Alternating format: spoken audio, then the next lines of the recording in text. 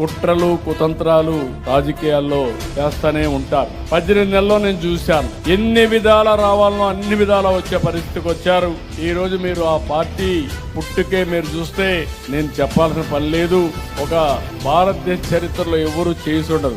ఒక party అవినీతితో paper పెట్టిన party ఒకే ఒక పార్టీ.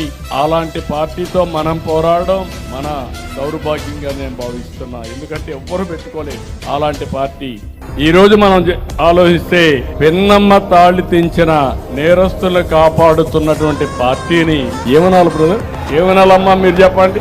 ఇలాంటి పార్టీలు కూడా మనల్ని విమర్శించే పరిస్థితికి వస్తున్నారు. నేను చెప్పిన దానికి ఈ రోజు మనం గుర్తుపెట్టుకోవాల్సింది, ఈ రోజు మనందరం కూడా నిన్న పల్నాడులో ఒక ఇది జరిగితే దాన్ని కూడా రాజకీయం చేస్తున్నారు. రెండోది ఇది రెచ్చగొడుతున్నారు. నేను ఒకటే చెప్తున్నా, గిల్లి కబ్జాలు పెట్టుకోవాలంటే మర్యాదగా ఉండదు. నా దగ్గర మీరు తోక తిప్పలేరు.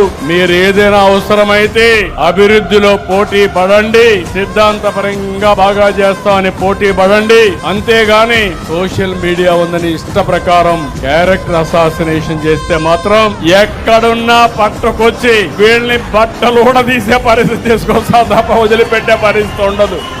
నేను చాలా స్పష్టంగా ఉన్నా.